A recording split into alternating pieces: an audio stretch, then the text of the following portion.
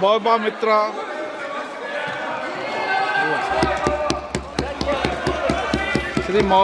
Srimati Mahua Moitra.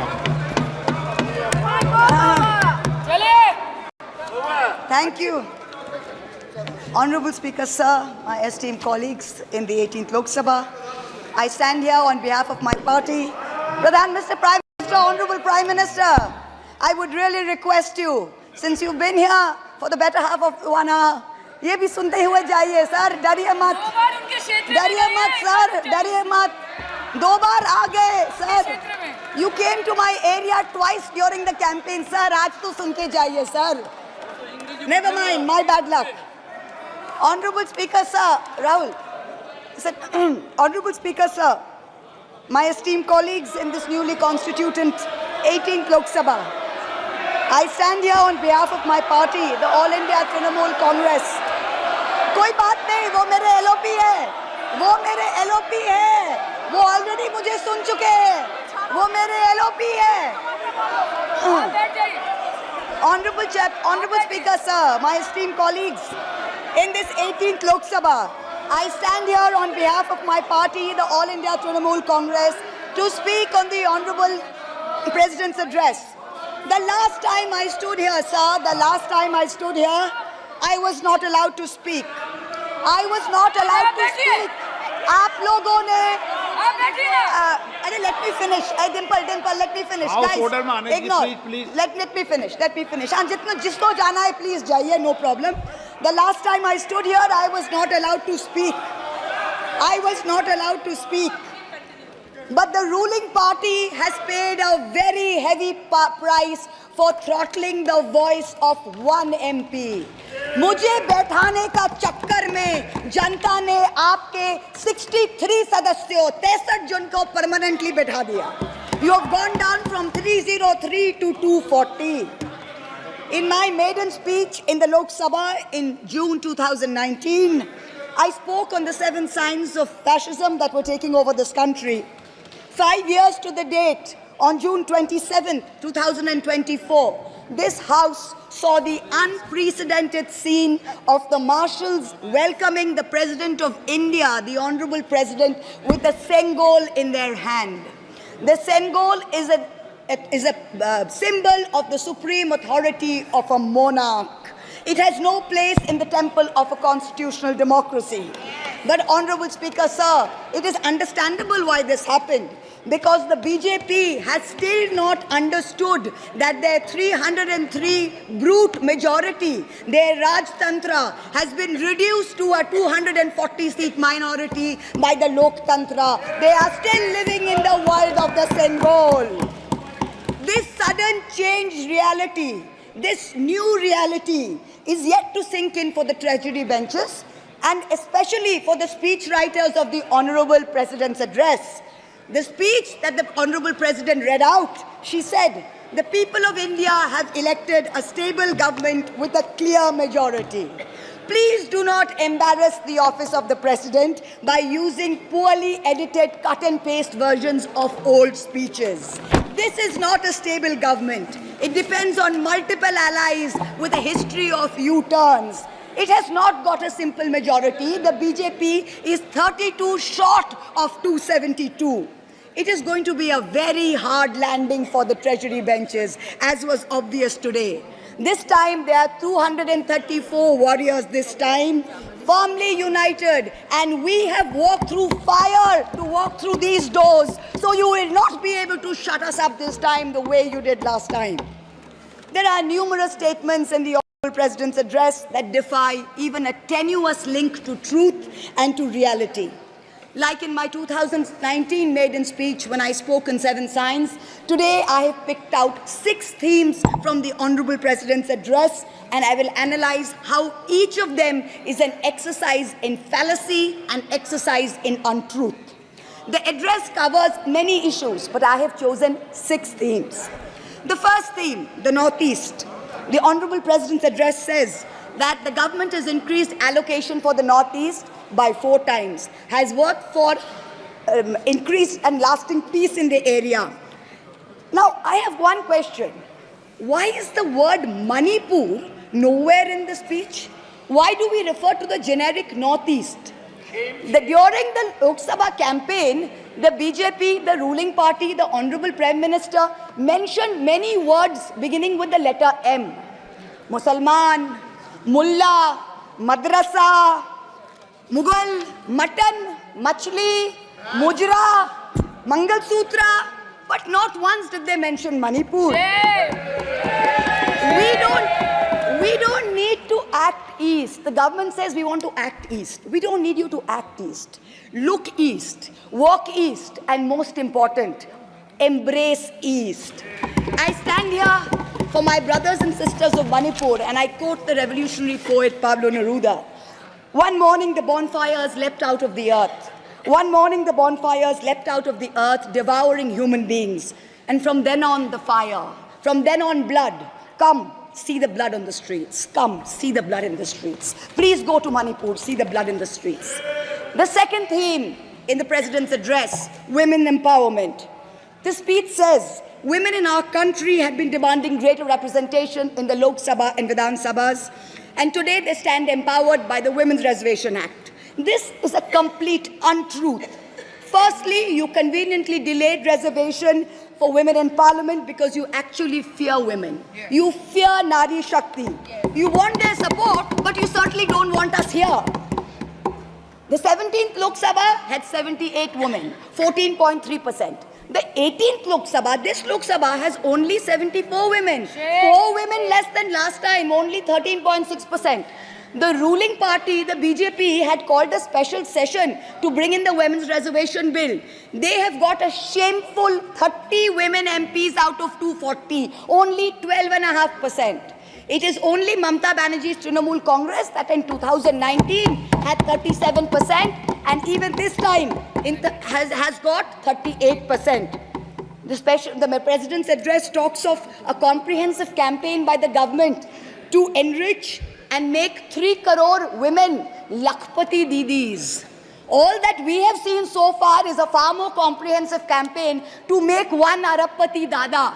I'm sure I don't need to take his name in this house. I'm sure we all know who we are talking about. The third theme, Kashmir. The address mentions that after decades of shutdowns and strikes, the Kashmir Valley has voted in an atmosphere of stability and security. But if abrogating Section 370 was such a good idea, why did the ruling party, the BJP, not even dare to put up candidates in the 3 valley seats of Anantnag, Baramulla and Srinagar? If 370 was such a big deal and you were going to campaign on the basis of 370, you did not even dare to fight the seats. The Kashmir Valley has voted in MPs who were against your 2019 decision. You downgraded Ladakh into a union territory. You told them it was a temporary move. Today, 5 years later, the Ladakhis are still waiting. They have not got back their statehood. You have not given them a legislature. You have not included them in the 6th schedule. You have not given their demand of 2 separate seats of Leh and Kargil. As a result, in the current Lok Sabha, the Ladakhis have relegated you to 3rd position in the Lok Sabha. You lost it. The 4th theme in the Honorable President's address, the Election Commission of India. The speech expresses gratitude to the ECI for conducting the largest election in the world. With all humility, with no intent to denigrate the office of what used to be the august constitutional body of this land, let us as members of this opposition put on record that we won in spite of the EC, not because of it. The commissioners chosen by a government-dominated panel in willful disobedience of the Supreme Court turned a deaf ear to the most egregious violations of the Model Code of Conduct by the ruling party, by the Honorable Prime Minister with his hate-filled speeches and his divisive religion-based rhetoric. This country has been ashamed and disgusted by the language used against minorities during this campaign. This election will go down in history where an eager and compliant election commission turned a blind eye and a deaf ear against the excesses of the ruling party when the MCC was in effect. Opposition leaders were arrested, party accounts were frozen, ED and CBI even came into our election offices with impunity. Ultimately, the voters took charge and they said, "Bahut ho gaya. Enough is enough." The fifth theme, and here I have to commend the speech writer's very dark, almost macabre sense of humor. The Indian Railways, aviation and infrastructure. The address says that work on the Ahmedabad-Mumbai bullet train is going on at a fast pace, and Indian Railways is doing feasibility studies for bullet train corridors in the north, in the south, in the east of India. Now I'm going to ask the government a question. Why are you, Honorable Chairperson? Is this a cruel joke? You are sanctioning 1,08,000 crores, 1,08,000 crores for one single Mumbai-Ahmedabad bullet train. A basic high-speed rail network costs 200 crores per kilometer. The Indian Railways is touting the Kavach anti-collision system. It's an automatic train protection system as the cheapest in the world, says 50 lakhs per kilometer is the cost. The total rail tracks in India is roughly about 126,000 kilometers. So the cost of covering all of India with Kavach is going to be 63,000 crores. All of India's Kavach costs 63,000, and one single Ahmedabad-Mumbai bullet train costs 1,08,000. Please look at the numbers. Last June in Balasore, 3 trains collided, 296 people died. The ministry said Kavach was not operational on that route. Last week, Kanchenjunga Express collided with a goods train in New Jalpaiguri. 10 people died. Again, the ministry said Kavach is not operational on the route. The Economic Times had a survey which said at the current level of funding, it will take 50 years for all of India to be covered under Kavach. And you're telling us about bullet trains.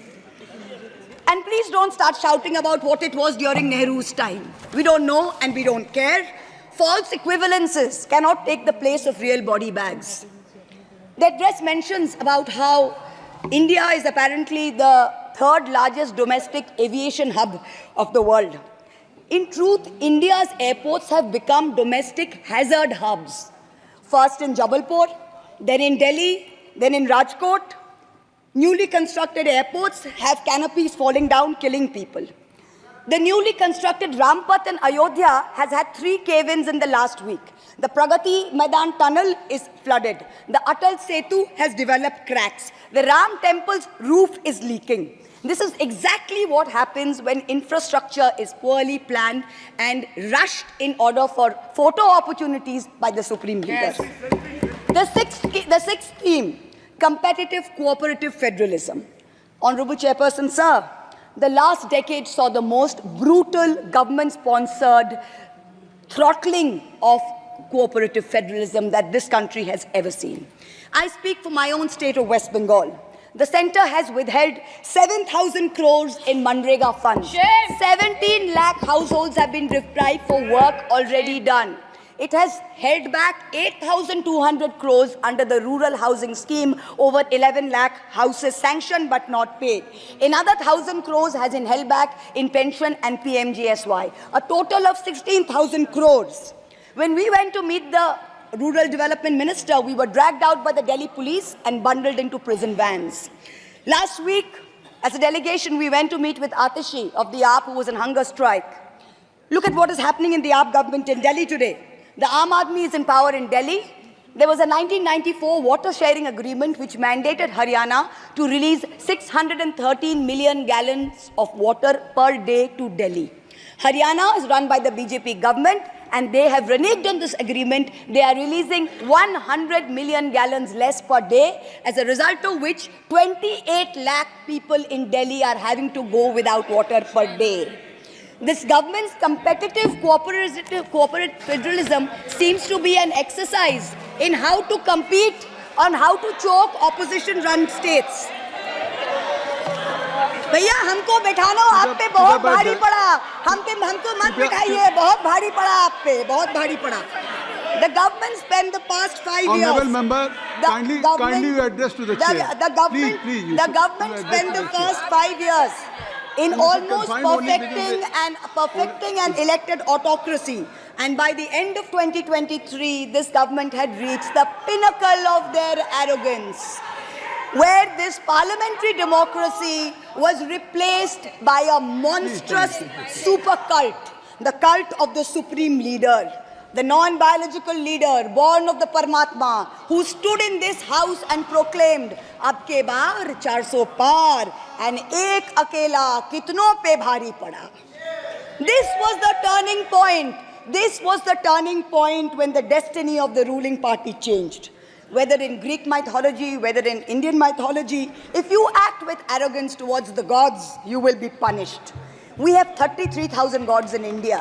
But in our democracy, the most supreme of them is the Gana Devata, the Lord of the people, and they have punished you. You may have formed a government again, but yours is a Pyrrhic victory. A victory which inflicts such a devastating toll on the victor that it is tantamount to a defeat. In Bengal, the supreme leader started his Vijay Sankalp Yatra on March 1st. In the constituency of Arambagh, then came to Krishnanagar, then came to Barasat, ended on May 29th in Calcutta. मेरे ऊपर तो विशेष कृपा की उन्होंने दो बार आए. The BJP lost all these seats. The Honorable Prime Minister did 23 campaign meetings in Bengal and lost in 20 seats. In Maharashtra, the Honorable Prime Minister campaigned in 18 seats. The NDA lost in 15 of them. Ek akela kitno pe bhari pada. In Punjab, he campaigned in Hoshiarpur, in Jalandhar, in Patiala, in Gurdaspur. The BJP all lost all the 4 seats. Ek akela kitno pe bhari pada. In Rajasthan, he campaigned at Banswara with the most disgraceful references to Muslims. In outright violation of the law, the EC kept quiet. Not only did the BJP lose Banswara by over 2 lakh votes, the BJP, which had won 25 on 25 in 2019 and won the state government only months ago, came down to 14 seats. Ek akela kitno pe bhari pada. 3 states, Uttar Pradesh, Maharashtra and Bengal, account for 170 seats. That is exactly 1/3 of India.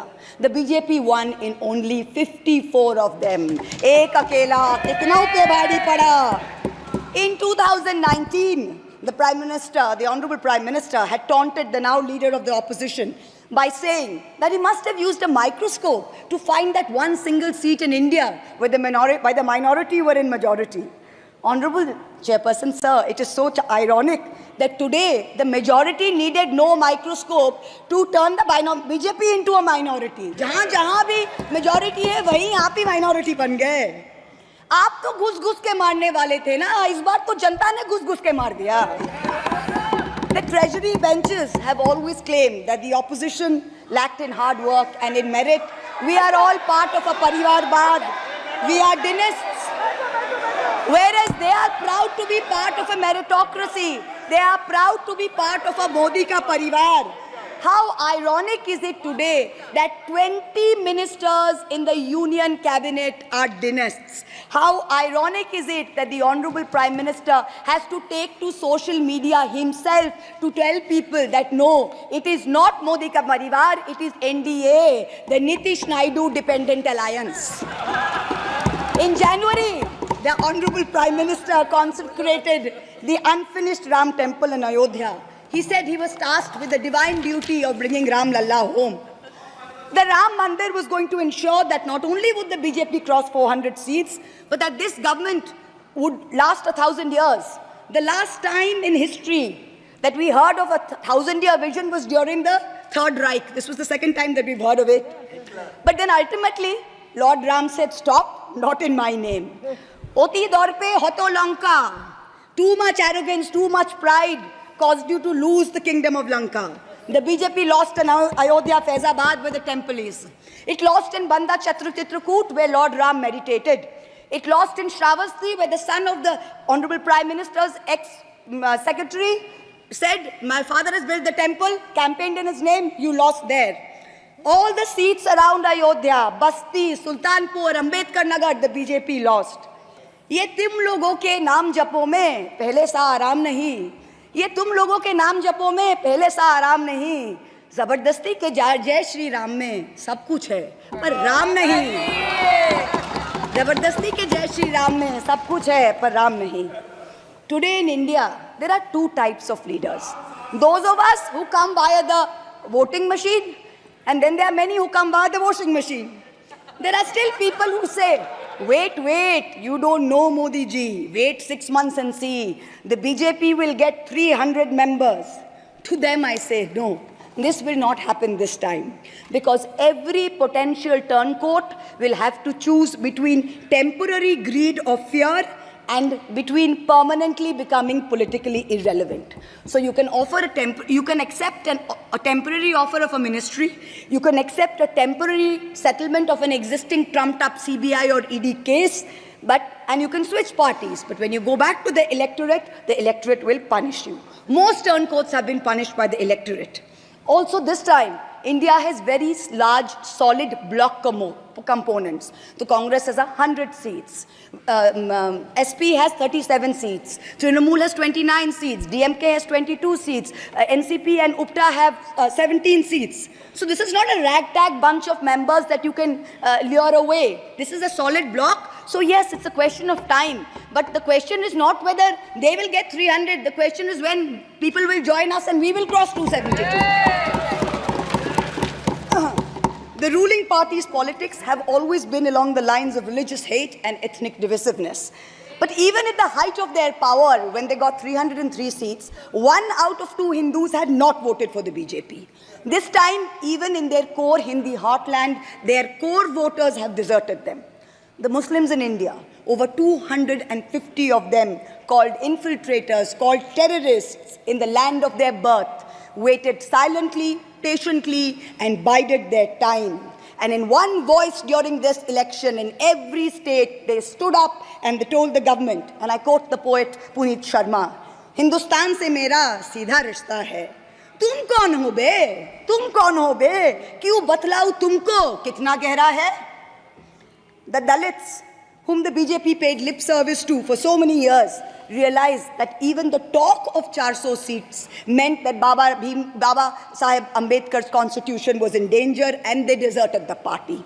The Marathas, whom the BJP coalition had tried so desperately to woo, realized that their promises were worth nothing. The BJP and its allies lost 7 out of 8 seats in Marathwad. The Jats, the careers of their youth at risk with this ill-conceived Agniveer scheme, their farming livelihoods threatened, their female wrestlers manhandled. They vented their ire at the ballot box. Ultimately, it was the BJP's policies of exclusion, not inclusion. You wanted to exclude everybody, and that was your undoing. You didn't need Muslims. You trampled on Dalits. You ignored farmers. You ignored Jats. You marginalized Kashmiris. Well, they consolidated their voice during this election pan-India, and today they don't need you. That's the message they've given you during this election. ये देश ही अपना हासिल है जहां राम प्रसाद भी बिस्मिल है. मिट्टी को कैसे बांटोगे? सबका ही खून तो शामिल है. That's what they said. You can't divide us. You can't do it anymore. This new India, this new frame of reference is going to be very hard for a lot of interest groups. Perhaps the first casualty is the legacy media. The Godi media was its own worst victim. The brown-nosing TV anchors and online trolls lied, spread fake information, amplified the government's propaganda. So-called psephologists who actually had printing contracts from the government of India were on TV 24/7 acting like the election was a done deal. There was no need for voting. The BJP had already won. Media moguls organized conclaves where they prostrated themselves before the Vishwa Guru. Anchors used staged interviews and set up scripts. In short, the media had lost all credibility. So when you asked the people during surveys which way they voted, they didn't trust you and they didn't tell you the truth, which is why you got it wrong. Ram Kamal Jha, the editor of the Indian Express, remarked that some media owners were so comfortable on their knees that it hurts to stand up.